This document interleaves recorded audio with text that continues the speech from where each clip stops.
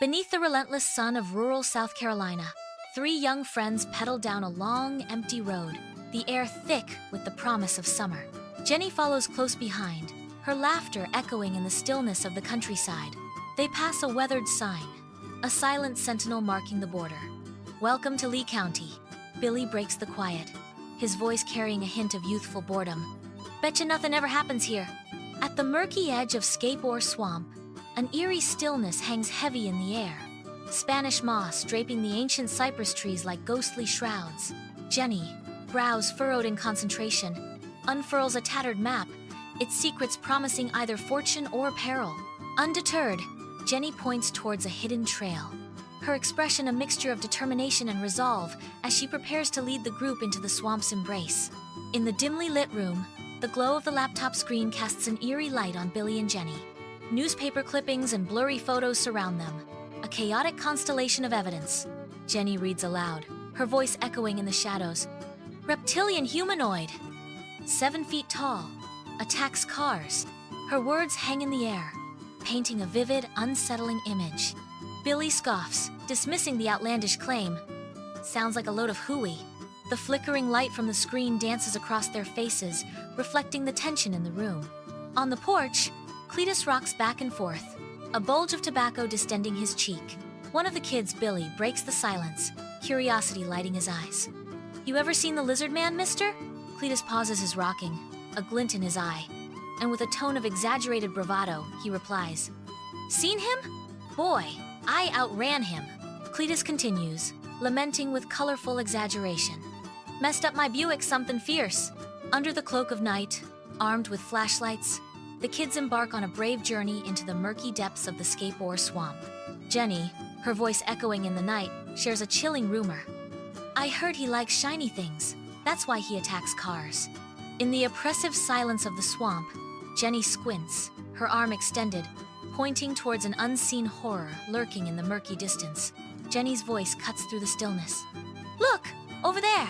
Cautiously, they advance into the heart of the swamp, boots sinking into the yielding earth as the drone of unseen insects intensifies. In a small clearing, an abandoned car sits in mute testimony to some unseen terror, its side mirror missing, deep claw marks scarring its surface. The kids cautiously step into the abandoned shack, their silhouettes framed by the light filtering through cracks in the decaying walls.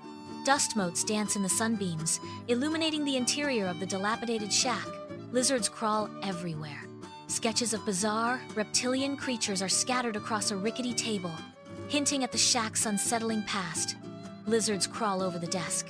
A half-finished journal lies open, its brittle pages whispering tales of forgotten experiments. Billy peers closely at the journal, his voice hushed as he reads aloud. "Experiment. Mutation. Gone wrong." Under a sickly green moonlight, the kids cautiously set up a camera trap near the mangled car wreck. They blend into the dense bushes, the humid air heavy with anticipation. Nervous glances pass between them as they wait, the silence amplifying their fear. A sudden sharp rustling sound shatters the tense quiet, sending shivers down their spines. Jenny whispers, her voice trembling, "What was that?" From the depths of the swamp, a large shadowy figure rises, its presence immediately ominous. The lizard man emerges, an ancient predator ready to strike. It approaches the car, its intentions clear and menacing. The lizard man begins tearing at the remaining side mirror, the sound echoing in the swamp. Metal screeches and glass shatters as the lizard man's raw power is unleashed. The mirror hangs by a thread, a symbol of the lizard man's destructive fury. In the heart of the swamp, a blinding flash captures the lizard man, immortalizing the moment on film. The children stare in stunned silence, their expressions a mixture of fear and fascination as they witness the extraordinary. A decision is made.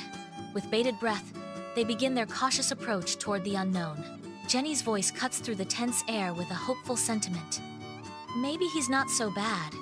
Maybe he's just lonely." The lizard man watches warily as the children approach, its posture suggesting a mix of curiosity and apprehension.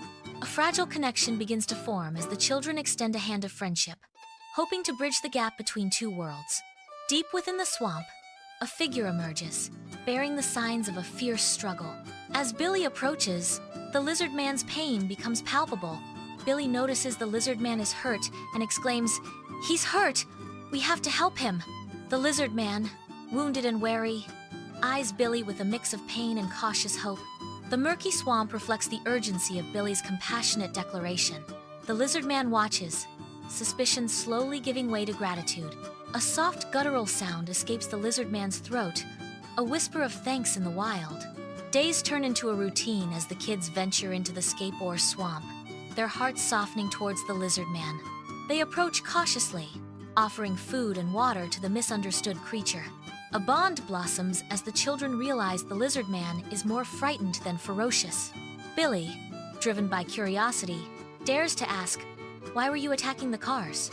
The lizard man looks at Billy, an expression of confusion and fear washing over his reptilian features. In the humid swamp, the lizard man seeks his reflection, captivated by the distorted image in the side mirror. He points towards his reflection, a silent question hanging in the air, then directs attention to the painful wound marring his leg. Jenny steps forward, her voice resonating with empathy as she reveals the lizard man's motives. He wasn't attacking the cars, he was just trying to see himself and get the mirror off because it hurt his leg. The lizard man watches Jenny, a flicker of understanding crossing his reptilian features as her words echo his pain. Jenny's revelation hangs in the balance, transforming the perception of the lizard man from monstrous attacker to misunderstood sufferer. The swamp's stillness amplifies the moment, as the lizard man's true nature is unveiled, challenging preconceived notions. The air hangs heavy, a symphony of decay and humidity in the heart of the swamp. Sunlight struggles to pierce the dense canopy, casting an ethereal glow upon the water below. At the swamp's edge, the kids stand, a silent pact binding them together in this wild sanctuary. Their eyes meet, a wordless vow exchanged, sealing their commitment to protect the lizard man from a world of judgment. With a determined gaze, Billy proclaims, "He's our friend now." In the heart of the swamp, a bond is sealed, a promise whispered on the humid breeze, uniting children and creature against the storm. The children pedal down the rural South Carolina road, their faces radiating a newfound sense of accomplishment. Bathed in the warm glow of the setting sun, Jenny's eyes reflect a deep understanding. "Betcha something really amazing just happened here," Jenny declares, her voice filled with the magic of the moment. The landscape is drenched in the fading light as the children continue their journey, forever changed by the day's events.